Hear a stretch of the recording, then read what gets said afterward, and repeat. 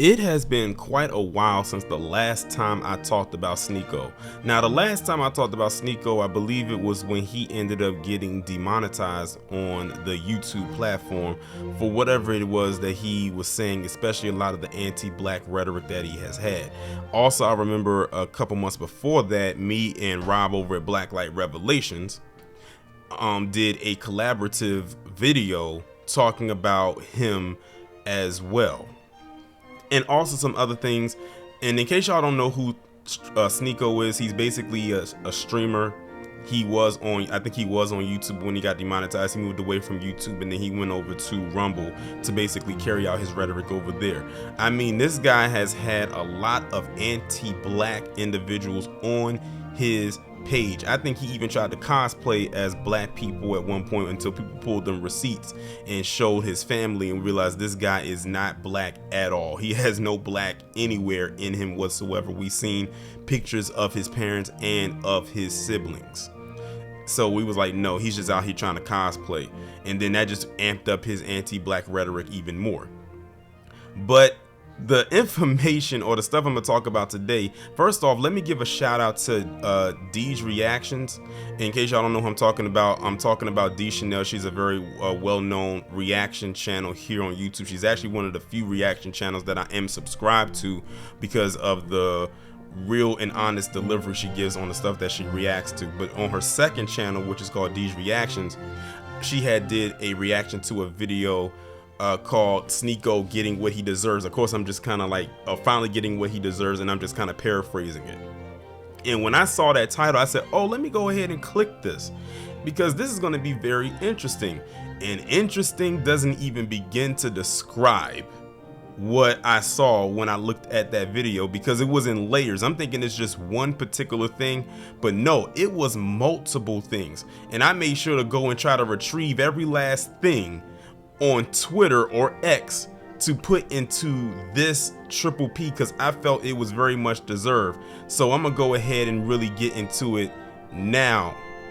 So the first thing is that I'm showing you right now, and I had to blur it mainly because I already know how YouTube can be, but I lowered the opacity a little bit so you can get an understanding of what is going on, is that he stepped into the ring with this person named Sean Strickland. Now forgive me, I don't know a lot of who these people are. I'm just going based off what I've heard, but I think that the Sean Strickland guy is an MMA fighter. And he stepped into the ring with him, not on a professional level, but it was just like a sparring thing. And let me tell you right now, y'all can just tell by the looks of it, he had no chance. And when I say he, I'm talking about Sneako. I mean, this Sean Strickland guy was tagging him up. And of course, you know, you had Sneako fans online trying to cape for him, saying, well, if Sean Strickland was such a good MMA fighter and all this, that, and the third, then why didn't he knock Sneako out? It's clear he wasn't trying to knock him out. If that was the case, he would have just did it.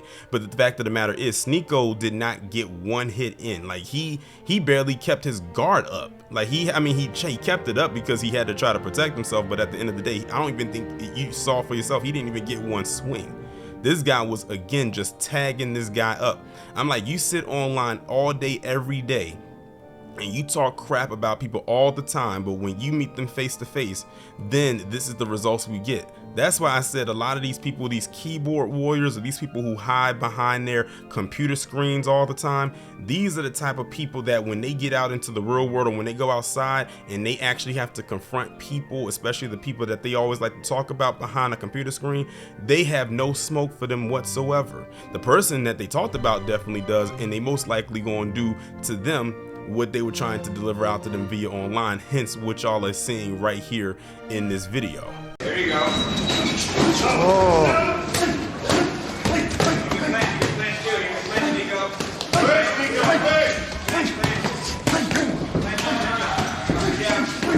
Jesus. Pop your jab. You still good. Still good.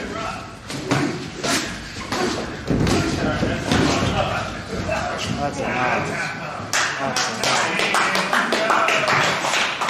Holy. You didn't fall down, Sneako. You didn't fall down. That's good graphics. But not to be outdone by what you just saw in that particular video, apparently there was also some kind of a Rumble event that was going on, and when he was, I guess, standing at the elevator, he was standing there with his crew, and then you had Kai Cenat and Speed, who are other, of course, popular streamers, literally walk past him like they didn't know who he was. Then you had Speed at the end just kind of look back at him like do I know this dude or something like that, and just kept it moving. So check this out. Can you please wait with Sneako? Yes. Okay, perfect. They're with you? Yes. Have fun, guys. Okay. Thank you. And that, ladies and gentlemen, right there is the look of defeat. Oh, but if you thought it was over, oh no, there's still more to come as it pertains to Sneako, because apparently at this same event, that's the same Twitch, the same Rumble event that he was going to, he apparently ended up getting kicked out of the VIP section and ended up having to move up there with everybody else. Like, this guy's literally the definition of down bad at this point. So check this out. Bro, trust me. This is David Blaine working right now. All right, we're getting Frank Castle. We're getting kicked. Good to see you, bro. Text me. Yeah, bro, of course, bro. Did we do something? What's going on? Bro, nice to meet you for the first time. It's just insane. Like, everyone on that side, none of them are Rumble streamers. Nobody. I'm the Rumble streamer at a Rumble event. They're putting me on this side. How does that make any sense? So as you can see right here, he ended up getting kicked out of the VIP, and he had to end up going to sit in the regular people's area. I'm guessing that's what it is, and he couldn't be over in the VIP area. Now, the people, remember in the previous clip who I was talking about was Kai Cenat and that Speed guy, they were allowed to go to the VIP section. Now, the word on the street is apparently they're not technically Rumble streamers, they're more of Twitch streamers, where, I mean, they apparently stream more over on Twitch rather than Rumble. But based on stuff that I've read, they are Rumble streamers. It's just that they don't have that huge obligatory contract where they have to stream more on Rumble than, say, Twitch, whereas on Twitch they have to stream more. And from what I've also read, when they stream on Rumble, it's only a couple of months, or a couple of times I should say rather, out of the year, opposed to Twitch, which is where they primarily are obligated to stream from. So technically Sneako was very inaccurate when he said that they're not Rumble streamers, but I guess in his case, or in his mind, he's saying, well, they don't stream as much on Rumble as I do because I'm obligated to Rumble, not to Twitch, as where they are obligated to Twitch and not Rumble. So why is it that they're getting preferential treatment? Well, you got to think about it. Kai is definitely the bigger streamer, and I've had my issues with Kai in the past. As a matter of fact, he was an entry into my bed bucking Hall of Shame for that nonsense he did when it involved that PC woman back last year. If y'all remember when I talked about it, it was actually around this time last year when I talked about it. Y'all can go back and check that out. But Kai is a much bigger streamer. As a matter of fact, I think he's like the top streamer in the world, especially if on Twitch, if we're talking about platforms anyway. So of course he's going to get more bigger treatment. But see, this is exactly what Sneako gets.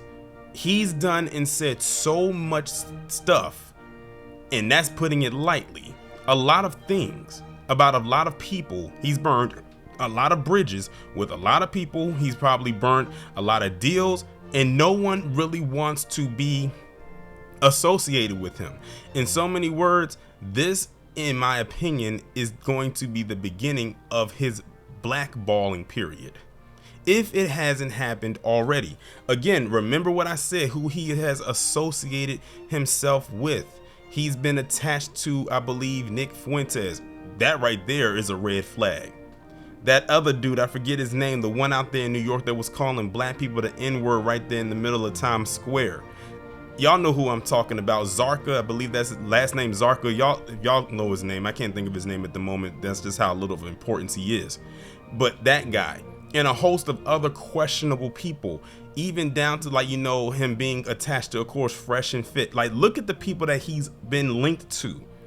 And you wonder why many people don't want to be around you or be associated with you, even if they could have been cool with you at one point, or they were associated with you at one point. You've burned every bridge that you were probably given in every opportunity because you were trying to be controversial. One thing I said in the past is I cannot stand is when people go out of their way to try to be extra controversial for clicks and views, or talk about certain things that they don't know anything of what they're talking about in order to garner an audience. That goes right into the grift mode, and that's exactly the area that he has planted himself in. I think the last time I talked about Sneako, now that I think about it, wasn't even when he got demonetized on YouTube. It was when he was sitting down with another streamer, like 3 black streamers. Well, one of them I know was black, is a streamer for sure. He goes by the name of Your Rage. And he was sitting there talking about black people again in front of 3 black men. I said, if that was me, I wouldn't have just sat there and just looked at him with the side eye. He probably would have caught these hands. Honestly, first off, it wouldn't even been a thing where I would have had myself in a position to be around him. But that's who he is. He's trying to be controversial, and it's not working for him because people know that's not who he is. He knows that's not who he is, but he says, you know what? I got to grift. I got to keep my name out there somehow, some way. So let me go ahead and do this. And now you're seeing you're being shut out from different things. Sneako's very fortunate and lucky to have even been invited to this event, even if he's not sitting in the VIP. And they said he was in the VIP, but they revoked it. They revoked his VIP pass or whatever they give him to sit wherever it is, and he had to get moved to another location that was not VIP and further away from all of the very important people crowd, because they have said and deemed that Sneako, you are no longer important. What did we say? What did me and Kid Gravity say this year? The grift is over. I think Sneako is starting to figure that out right now, one way or another, whether he wants to believe it or not. Now, let me also add this in before I sign off. All of what I just showed you that happened with Sneako, the issues that he had with Sean Strickland inside of that ring, the issues he had at that event, all of that apparently happened in a 48-hour time span, literally all within 2 days. Could you imagine what could happen if they had, say, a whole week dealing with him, or him dealing with this?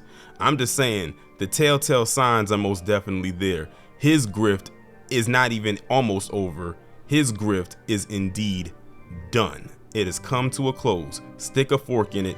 He is done.